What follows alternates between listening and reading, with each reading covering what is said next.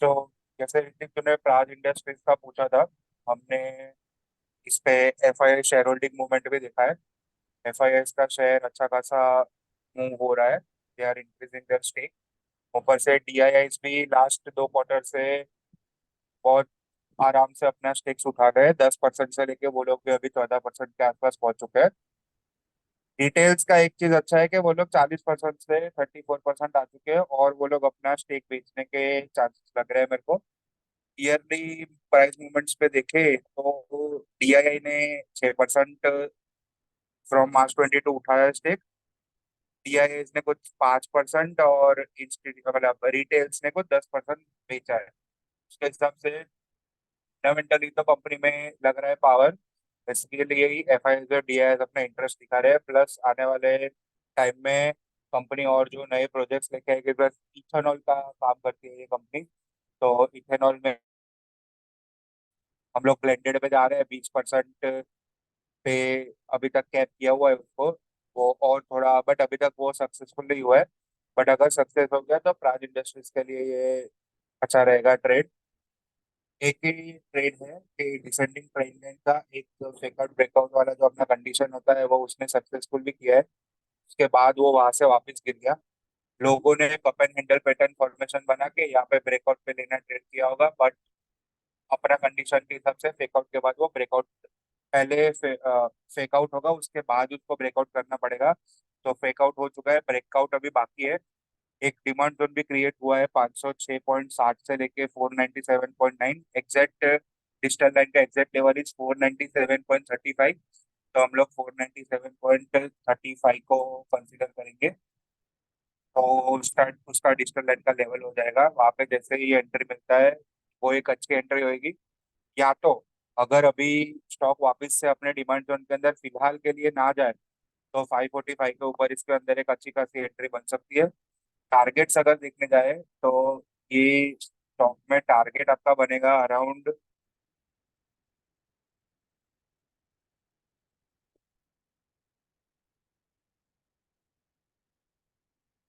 666 तक के टारगेट्स इसके अंदर एक्सपेक्ट कर सकते हो। उसके ऊपर के भी लेवल्स आएंगे, but as a trading perspective 666 का अच्छा खासा टारगेट बन सकता है। 665 कर दो, चलो ये 666 अच्छा नहीं लगता है, तो 665 कर दो। तो 665 तक का टारगेट हम लोग एक्सपेक्ट कर सकते हैं प्राइवेट इंडस्ट्रीज के अंदर।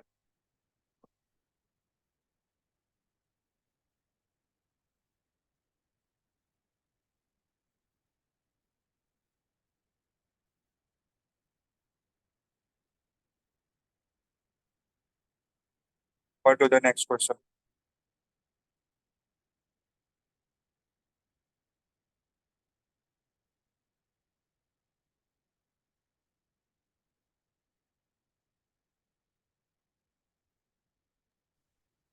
हेलो। हाँ रितिक। बीएससी वैसी थी ना, बीएससी कैसा है? बीच में वो सेबी के कारण बड़ा वो टूटा है बीबीएससी। कुछ बीएससी कोऑर्डिनेट का अगर हम सपोर्ट। लोग बीएससी का अगर हम लोग देखते हैं, बीएससी में एक डिमांड जोन था 2570 पर, बट वो अभी तक ट्रिगर नहीं हुआ। हाँ, हो गया ट्रिगर। एग्जैक्टली अपने डिमांड जोन से ही इसने एक बाउंस अप दिया था। 2570 से एक बाउंस अप देके वो 2884 चला चला गया है। बट ये जो गैप है which was created due to the SEBI का ऑर्डर, ये वाला गैप वो नहीं फिल अप कर पा, मतलब वो गैप के ऊपर नहीं जा पा रहा है वो। ये गैप से ही उसने एक डाउन साइड रिवर्सल दिया है। नीचे भी अगर देखोगे तो एक गैप है which is at the stage of 2000 के आसपास। तो ये वाला लेवल एक्सपेक्ट कर सकते हो अगर ये डिमांड जोन नहीं टिकेगा तो 2080 से लेके 2033 का लेवल आ सकता है बीएससी के अंदर। बिकॉज ये गैप अप जो गैप डाउन जो हुआ था बिकॉज ऑफ द सेबी का ऑर्डर कि तुम लोग नोशनल ऑप्शन वैल्यू पे गिन रहे हो, नोशनल वैल्यू पे मतलब नोशनल वैल्यू पे गिनना चाहिए आपका जो भी टैक्सेस होता है वो। तो उसके हिसाब से उसके लिए ये बीएससी ने गैप डाउन कर दिया था। और गैप डाउन होने के बाद उसने रिकवरी तो दिया था, बट रिकवरी के बाद उसका जो फॉलो अप मूव आना चाहिए, follow up move is not that strong. तो ये डिमांड तो नहीं टिकेगा। मैं भी बोलता हूँ ये डिमांड तो नहीं टिकेगा। और ये वाला लेवल चला जाएगा तो नीचे का लेवल एक्सपेक्ट कर सकते हैं इसके अंदर। एक बार देख, 2200 के आसपास रैली बेस्ड रैली भी तो बन रहा है। ये बेस नहीं है। हाँ। 2% का कैंडल है, डेली पे 2% इज नॉट अ बेस। और अगर ये वाला कैंडल की बात कर रहा है तो ये तो ऑलरेडी टेस्ट हो चुका है, यही लेवल ड्रॉ किया था। ये rally based rally already test हो चुका है, ये रैली बेस्ड रैली नहीं है। This is 2% candle, 2% candle can't में बेस कैंडल।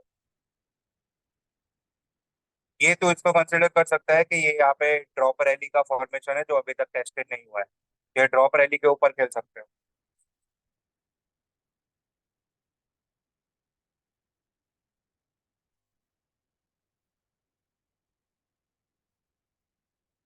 ड्रॉप रैली के अगर लिए अभी मेरे पहले पास उसको है आना तो मैं पड़ेगा। क्या करूं? है तो अभी मैंने टाइम है बुक फ्लैग पे लिया करने था। का।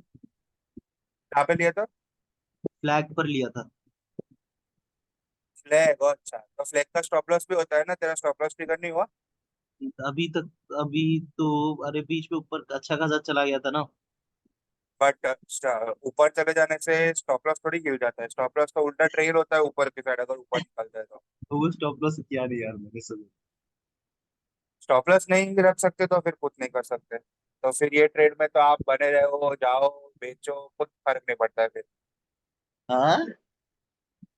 उसके बाद तो ये ट्रेड में बने रहो, बेचो इसको, कुछ फर्क नहीं पड़ता है उससे, स्टॉप लॉस अगर मेंटेन नहीं होता है तो।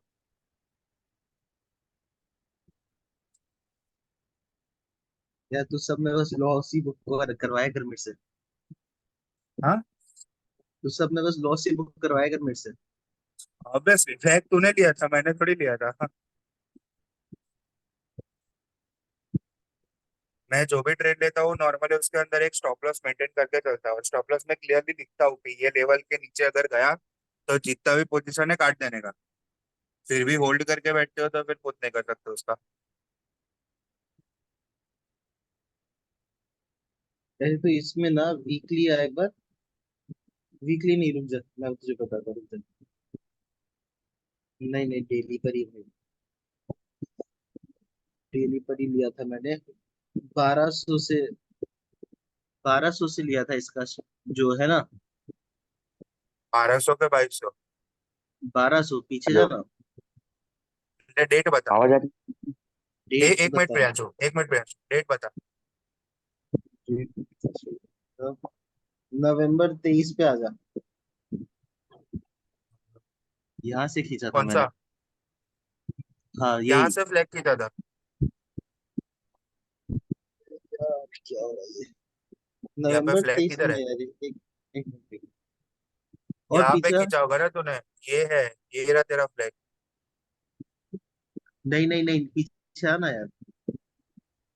डेट बता ना मोबाइल में देख के। अरे डेट इसमें पता नहीं लग रहा ना। दूसरा है कि ये हो सकता है तेरा, बट यहाँ पे जो कंसोलिडेशन है वो बहुत लंबा है, इसको अगर तू फ्लैग हाँ, खींचता है तो फिर। वही लंबाई। लंबाई कंसोलिडेशन के ब्रेकआउट के बाद ही तो लिया था यार। तो तू अभी भी गेम में है ना फिर हाँ। तो फिर बेचना, तेरा स्टॉप लॉस अभी हिट हो जाएगा ना, तेरा ट्रेलिंग स्टॉप लॉस नहीं है क्या कुछ? अब स्टॉप लॉस, ट्रेलिंग स्टॉप हाँ, लॉस नहीं रखा स्टॉप था। ट्रेड ट्रेड करना हो तो स्टॉप लॉस लेके चलना पड़ता है, वरना ट्रेड नहीं कर सकते।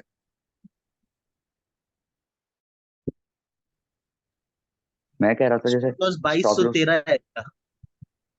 2213 किधर से डिराइव, अरे ऊपर जा रहा है प्राइस तो स्टॉप लॉस ट्रेल होता है, पता है ना?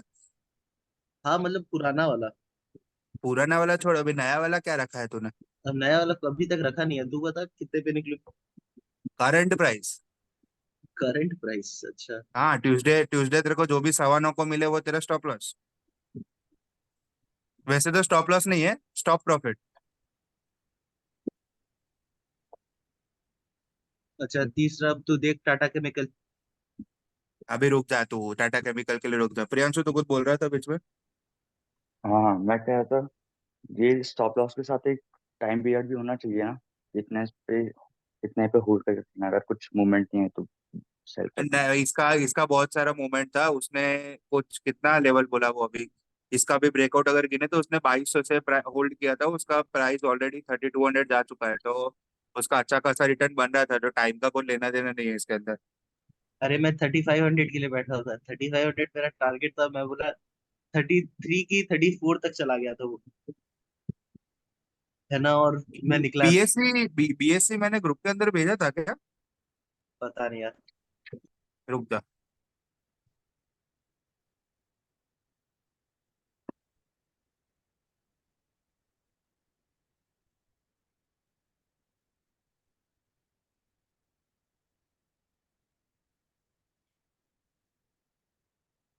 नहीं, इसमें नहीं भेजा था, दूसरे वाले ग्रुप में भेजा था, क्योंकि इसके अंदर मेरा ऑलरेडी ये लेवल्स ड्रॉ किए हुए हैं जहाँ से वो हीट ऑफ के नीचे गिरा है वो।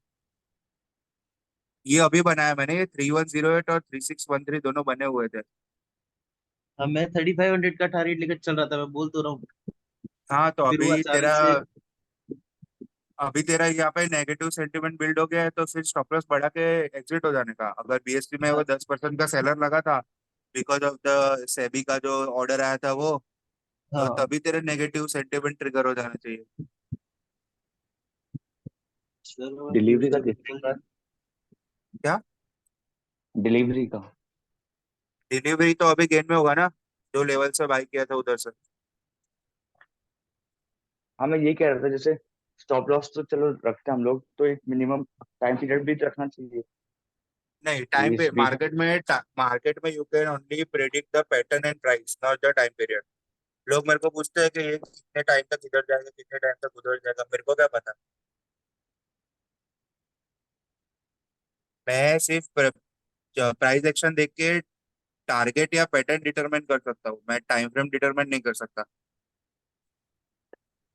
और ये जो 4% का फॉल दिख रहा है, it is because of the results, तो ये वाला मूव को एक्सक्लूड कर, बाकी वो एग्जैक्ट तेरा एंट्री पे ही घूम रहा है इतने टाइम से। हम्म। अगर ऑल इन गए हो डिलीवरी के अंदर तो फिर कुछ नहीं कर सकते, बिकॉज पोर्टफोलियो डाइवर्सिफिकेशन नाम का भी एक कॉन्सेप्ट होता है। अगर ऑल इन नहीं गए फिर तो फिर ये स्टॉक के अंदर कितना 2-5% ऑफ द पोर्टफोलियो गया होगा, तो उससे उतना नहीं फर्क पड़ता है। 2-5% के ऊपर बाकी का ऑलरेडी आपके पास 95% था, जो कहीं और डाइवर्सिफाई हो सकता था।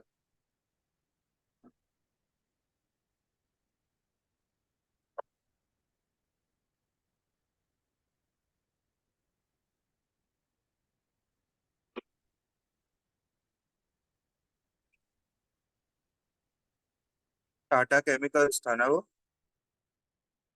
हाँ, वो बीच में वो टाटा सन्स का आईपीओ आने के चक्कर में बैंकर बढ़ा, फिर उसके बाद से साइडवेज ही है। टाटा सन्स का आईपीओ? अरे, मैंने तो बताया। टाटा सन्स का आईपीओ तो आ रहा था, 3 दिन में 30% भाग गया था।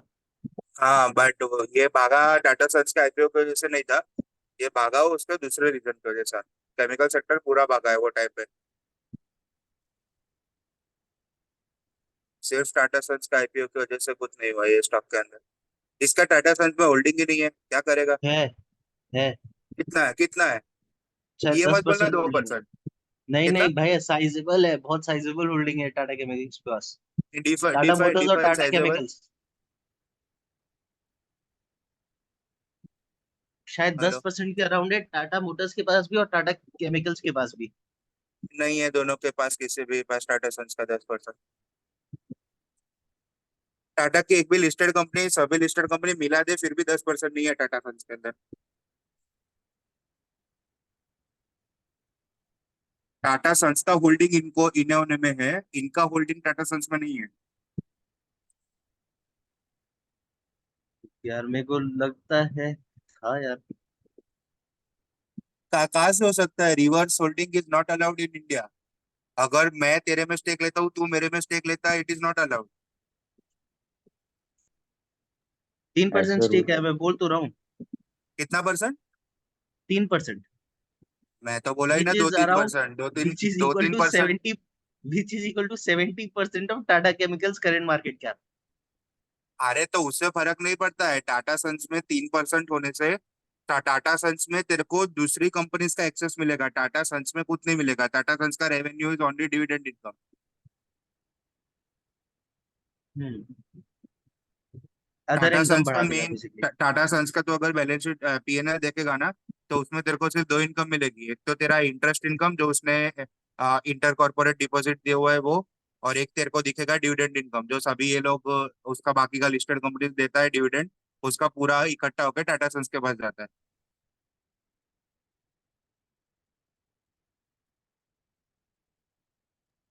ये भी ब्रेकआउट पर ही खड़ा है। ब्रेकआउट पे नहीं है ये, ट्राइंगल फॉर्मे वेज फॉर्मेशन इसको मान सकता है तू। बट इसका ब्रेकआउट होने के लिए तेरे को ये जो गैप डाउन हुआ था ना, इसको पूरे के पूरी तरीके से इसको बार करना पड़ेगा। तो तेरे को इसके ब्रेकआउट के लिए 1136 का लेवल तोड़ना पड़ेगा, तभी ये ब्रेकआउट माना जाएगा। और तू देख दूसरी चीज, यहाँ पे stock is into higher, lower high lower लो।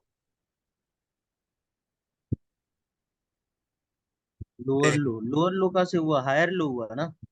नहीं, लोअर लो, या इसका लो देख, इट इज 1020। इसका लो हाँ, देख, इट इज 1032। सर, अच्छा सेम लो है। लोअर लो नहीं बनाया अभी, लोअर लो बाकी है।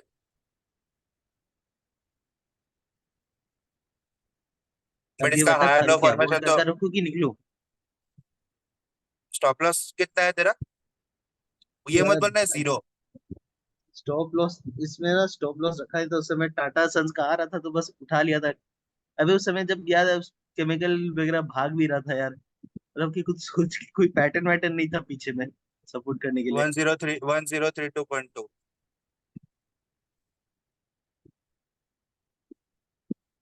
टारगेट तो हिट हो गया था लेकिन मैं एग्जिट नहीं किया। ये तेरा अभी फिलहाल के लिए स्टॉप लॉस है 1032.2। इसके नीचे गया तो फिर निकल जाना। तो फिर किधर तक जाएगा फिर देखना पड़ेगा।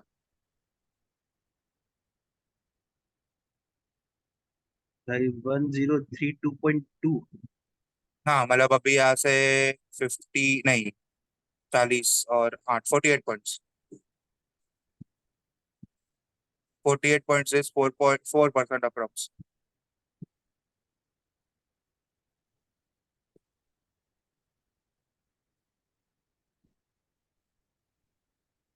मैंने यार 900 कितना का एवरेज पे खरीदा था यार। क्या? 900 कितना का एवरेज पे खरीदा है। हाँ तो नाइन फिर ये तेरा सिक्सटी एट तो नौ सौ फिर ये सत्तर तेरा स्टॉप प्रॉफिट ट्रेड हो जाएगा। Stop profit is 1032.2।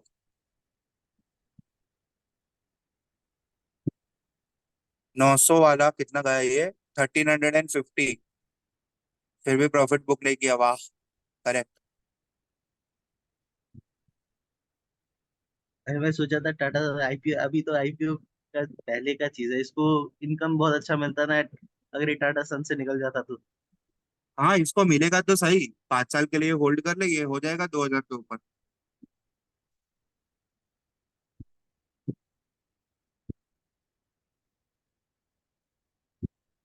5 साल में 2000 डबल से हो भी रहा वैसे तो 2000 के भी ऊपर मिल जाएगा, बिकॉज इसके अंदर अभी स्प्लिट और ये बोनस आएगा एक बार।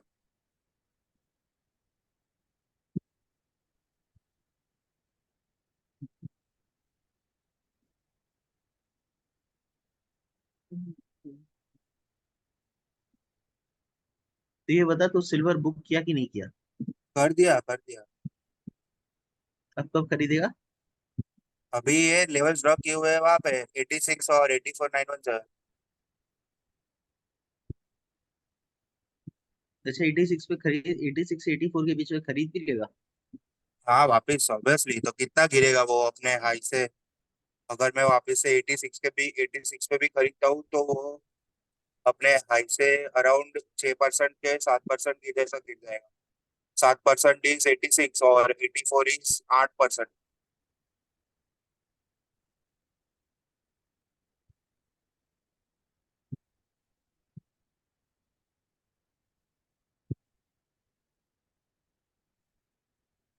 अभी ये जो लास्ट कैंडल है ये मूव मोस्टली ट्रैपिंग मूव हो जाएगा ये।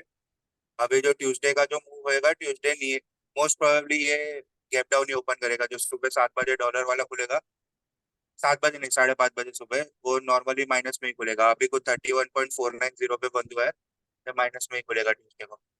मतलब मंडे को, अपना मंडे छुट्टी है, बट इसका मंडे को छुट्टी नहीं है।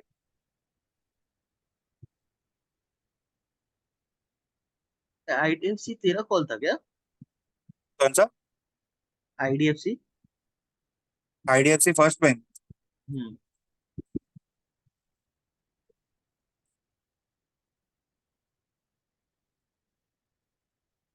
आईडीएफसी फर्स्ट बैंक मेरा कॉल था, और उसका रीजन भी ये है, एग्जैक्ट देख किधर से घुमा है वो।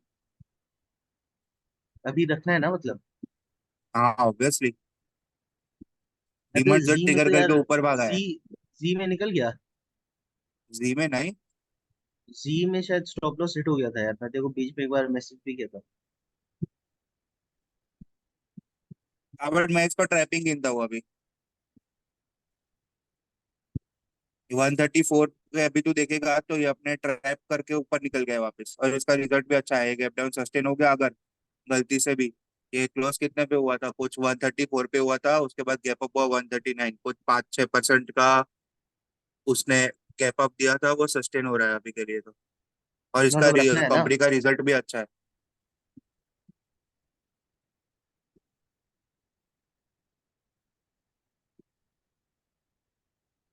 अगर ये ट्रैप के हिसाब से काम हो गया तो ये वापस से 200 जाएगा।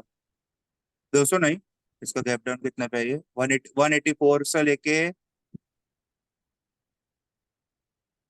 177 वाले रेंज में जाएगा वापस।